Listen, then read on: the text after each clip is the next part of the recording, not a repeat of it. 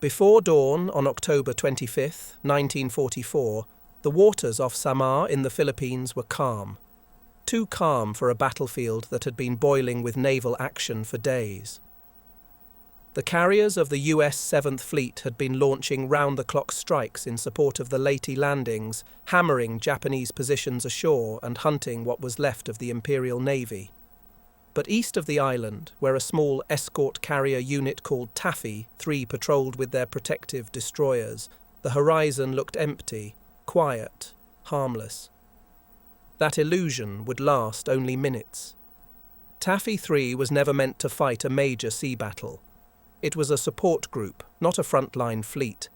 Its ships were slow escort carriers, nicknamed jeep carriers, designed to provide close air cover for troops ashore, not slug it out with enemy battleships. They carried mostly Wildcats and Avengers, good for ground attack and submarine patrols, but not ideal for anti-fleet combat. Their escorts were even smaller. 3 destroyers, USS Johnston, Heermann and Hoel. 4 destroyer escorts, weaker, lightly armoured, built for sub-hunting. These were minimal improvised guardians, sufficient for fending off submarines and the occasional airstrike, but not the armoured backbone of a battle fleet.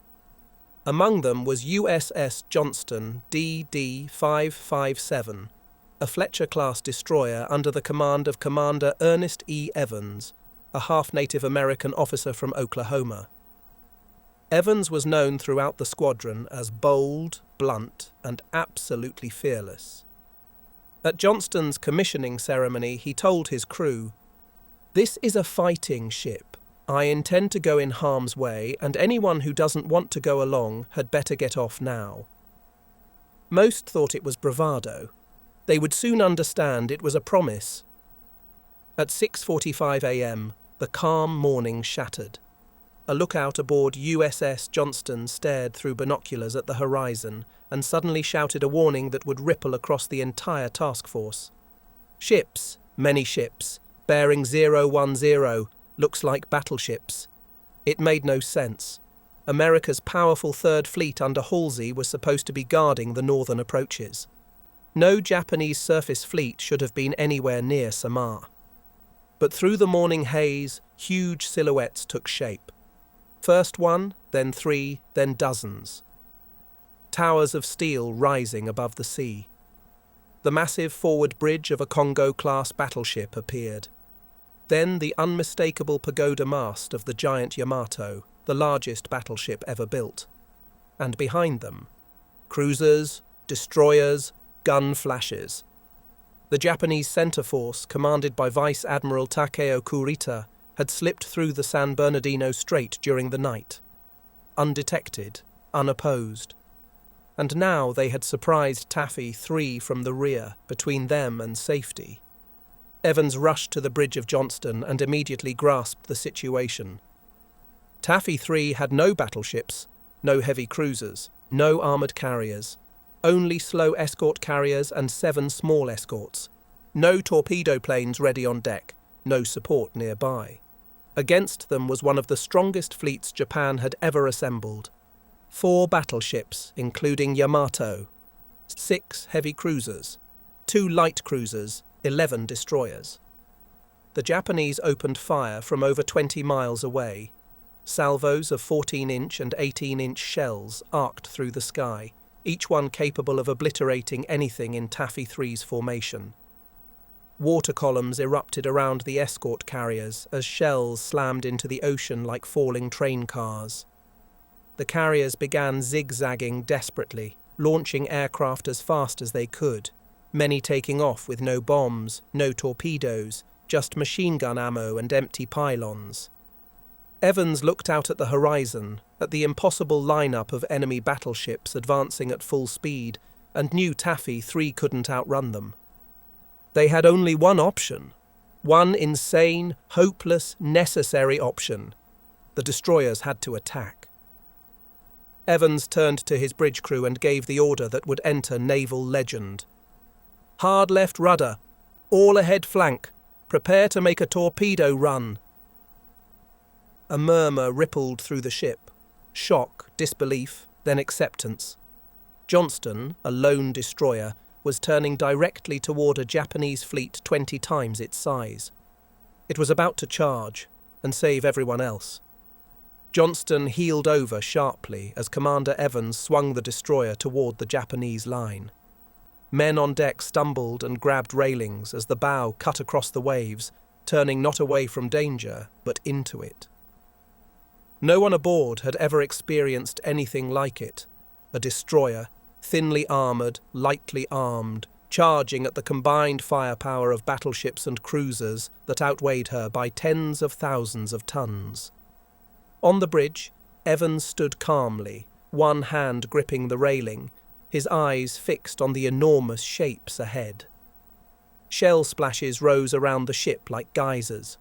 One column of water soaked the signalman on the wing of the bridge. Another fell so close it shook the hull. Yet Evans didn't flinch. "Keep her steady," he said. "Close the distance." Johnston needed to get within 10,000 yards, dangerously close, to launch her torpedoes effectively. The Japanese ships outgunned her at ranges she couldn't even dream of firing back from. Heavy cruisers with 8-inch guns were firing full salvos. Battleships like the Yamato fired shells so enormous they created their own shockwaves when they landed. But Evans knew something crucial. Big guns struggle to hit small, fast-moving targets at close range. If Johnston could get close enough, zigzag hard enough, and launch a spread of torpedoes into the Japanese formation, they had a chance, not to win, but to throw the entire enemy fleet into confusion. He slammed the engine telegraph forward. "Flank speed!" Johnston's boilers roared. The destroyer surged ahead, slicing through the waves at over 30 knots, far faster than any Japanese battleship could maneuver. Below decks, the engineering crew fought to keep the boilers running despite the pounding shell fire. The ship rattled from near misses. The lights flickered. Steam pressure dipped and spiked. Yet the ship held together. As Johnston closed the distance, she fired her 5-inch guns. The first salvos were aimed at one of the leading cruisers, Kumano. The shots arced out at maximum elevation, tiny compared to the monstrous Japanese shells. But as the range closed from 18,000 yards to 14,000, the fire became more accurate. "Hit!" someone shouted as a plume of sparks erupted from Kumano's superstructure.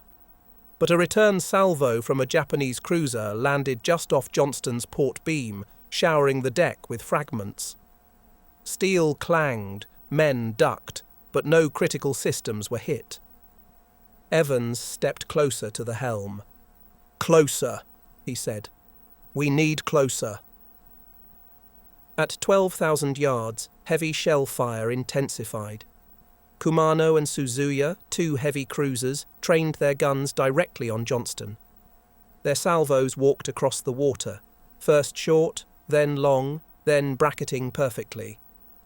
A full volley landed just ahead of Johnston, the explosions towering above the bow like black mountains. "Hold our course!"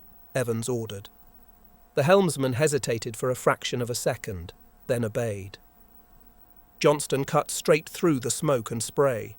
Then, at 10,000 yards, Evans shouted, "Torpedoes! Fire!" The forward starboard launchers shot out a fan of deadly long-lance-style American torpedoes. 5 white streaks churned the water, speeding toward the Japanese line. Men held their breath. Seconds passed, then more, then. A towering column of water erupted beneath the bow of the heavy cruiser Kumano as one of Johnston's torpedoes slammed home. The explosion ripped open her bow, twisted steel plates upward like torn paper, and forced the cruiser to veer out of formation, bleeding speed and smoke. Johnston had drawn blood. But the Japanese responded with fury. Multiple cruisers shifted aim. Battleship main guns thundered. A storm of steel rained down upon the charging destroyer. Near misses hammered the hull, jolting men off their feet. The bridge shuddered violently as splinters blew through one of the bulkheads. Evans wiped blood from his cheek, shrapnel, but didn't slow. "Come about! Prepare another attack run!" Johnston was now alone, deep in the jaws of the Japanese fleet, and the world's largest battleship was turning her guns toward her. The sea around Johnston boiled with shell splashes as the destroyer turned hard to starboard, heeling over so far that water swept across the main deck. The crew clung to railings, gun mounts, and whatever handholds they could find as Commander Ernest Evans drove the ship back toward the Japanese line, determined to keep the enemy from reaching Taffy 3's slow escort carriers. The men could now see it, a towering shape rising through the haze like a moving cliff. Yamato, the most powerful battleship ever built. 18.1-inch main guns, largest naval artillery in history. A ship so massive its shells created shockwaves when they landed, and it was turning its forward turrets directly toward Johnston. "Sir, she's training on us!" a lookout shouted. Evans didn't answer immediately. He watched the monster bearing down on them, the gigantic muzzles glinting in the rising sun. Finally, he said the only thing he could. "Keep charging." Yamato fired. The sound didn't come as a single thunderclap. The blast was so massive it rolled across the sea like a physical force. Three 3,200-pound shells rose into the sky in slow, terrifying arcs. "Brace!" the gunnery officer yelled. The shells landed in a triangle around Johnston. The nearest strike threw a mountain of water high enough to blot out the horizon. The destroyer shook violently as the shockwave hit, knocking sailors off their feet, smashing equipment and sending splinters flying. The blast tore radio antennas loose and cracked open light fixtures. But Johnston was still afloat, still moving, still attacking. The crew erupted in a cheer, short-lived but real. They had survived a direct salvo from the greatest battleship ever built. Evans did not break the momentum.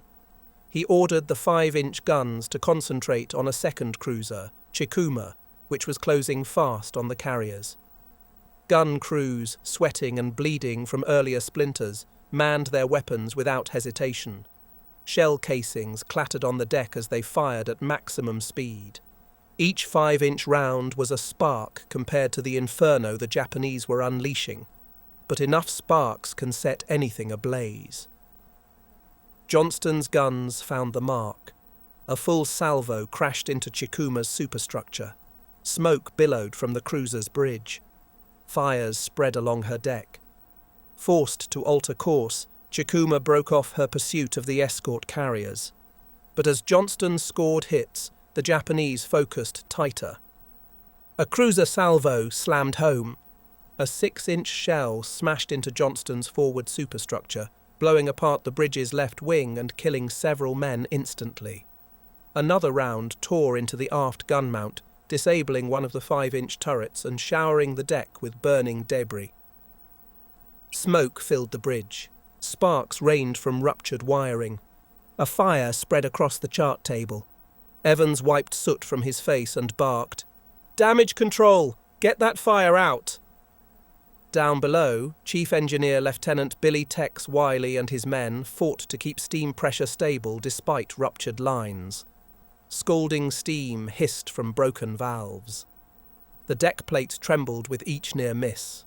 Men worked barefoot to prevent slipping on the oil that leaked from punctured pipes. Above them, Evans made the most daring decision yet. He ordered a gun duel with a Japanese cruiser. It was madness. It was suicidal. It was the only way to protect the carriers. Johnston's remaining guns opened fire at rapid rate, shells slamming into Japanese armour, setting fire to a cruiser's scout plane and damaging her rangefinders. The enemy heavy cruiser wavered, turned slightly, and fell back. Every second Johnston bought meant more time for the escort carriers to escape, but the price was brutal. Another salvo struck the destroyer amidships. The deck buckled. Men were thrown across compartments. A torpedo mount was ripped clean off the deck and hurled into the sea. The ship listed. The engines groaned. The sea poured through the expanding holes in her hull. "Still," Evans shouted through the smoke. "Bring us around! Keep firing!" Johnston was bleeding out, burning, barely alive. But the destroyer refused to stop fighting. And the Japanese were starting to realise something they had not expected. Taffy 3 wasn't running. It was standing its ground. Johnston was coming apart. Fires burned unchecked along the port side. The aft engine room was flooding. 2 5-inch guns were out of action. Steering control was sluggish, and the deck was slick with oil, blood, and seawater. Yet the destroyer still manoeuvred, zigzagging, firing, charging, refusing to surrender the sea to the vastly superior Japanese fleet. Commander Ernest Evans limped across the bridge, one hand pressed to his bleeding shoulder. Shrapnel from a cruiser's shell had torn through his shirt and embedded deep into the muscle. His glasses were gone, blown away in an earlier hit. He issued orders by feel, instinct, and memory, squinting through smoke that stung his raw eyes. He was fighting blind. His ship was dying. But he never stopped. "Keep the guns firing!" he shouted. What guns were left obeyed. The forward 5-inch mount, blackened and gouged with shrapnel scars, barked out round after round. The remaining aft mount joined in, its crew standing ankle-deep in water that sloshed across the deck. Every time the gun recoiled, they braced themselves, steadied it, and fired again. Their target now was Chikuma, the Japanese cruiser still pressing toward the escort carriers. Johnston, burning and crippled, placed herself between the cruiser and the carriers, acting as a moving shield. Each time Chikuma adjusted course, Johnston adjusted too, blocking her firing line. A sailor aboard the escort carrier Gambia Bay later said, "Johnston was like a dog chasing off wolves. She never backed down." Then Japan's destroyers joined the onslaught. A spread of torpedoes streaked toward the dying Johnston. Lookouts screamed warnings. The helmsman spun the wheel as far as it could go. The ship turned, slowly, agonizingly, but not fast enough. One torpedo knifed into the bow. The explosion punched a cavernous hole below the waterline, collapsing bulkheads and sending a geyser of water high into the air. Lights flickered. Metal screeched. The bow dipped. The crew knew it. Evans knew it. The ship was doomed. Yet the Japanese still couldn't break her will. Even as the engines faltered, Johnston drifted into firing position one last time. Her remaining guns fired at a Japanese destroyer, scoring hits that forced the enemy to break off. The crew cheered, even as their ship listed dangerously to starboard. "Good shooting!" Evans shouted hoarsely from the bridge. But the cheers faded as Yamato and the cruisers changed course again, this time away from Taffy 3. Not toward victory, but toward retreat. The world's largest battleship, the pride of the Imperial Navy, the terror of the Pacific, was turning away from a handful of escort carriers, because one dying destroyer and 2 sister ships had fought like lions. Evans leaned heavily against the rail, soaked in sweat and blood, watching the enemy formation fall back. "We did it," he whispered. But Johnston could go no farther. With power failing, flooding spreading, and the ship settling deeper into the waves, Evans gave the only order left. Abandon ship. Men scrambled over the rails into the warm Pacific water. Some wept, some prayed. Others looked back in awe as their destroyer, twisted, burning, listing, still seemed to cling to life. Evans refused to leave until every man he could save was off the ship. He moved along the slanted deck, helping sailors into the water despite his wounds. A wave washed over the bow. The ship groaned. Pipes burst. The deck tilted sharply. "Captain, you must go!" a sailor shouted. Evans shook his head. "A captain must go down with his ship," he answered softly. Moments later, the sea swallowed USS Johnston. The survivors clung to rafts for hours, watching smoke drift across the horizon, astonished to see that Taffy 3's escort carriers were still afloat. Because of Johnston, because of Evans, because a single destroyer had charged an entire fleet and made the enemy think they were facing cruisers, battleships, anything but what they truly were: courage, steel, and determination shaped into a ship. Out of 327 crew members, only 141 survived.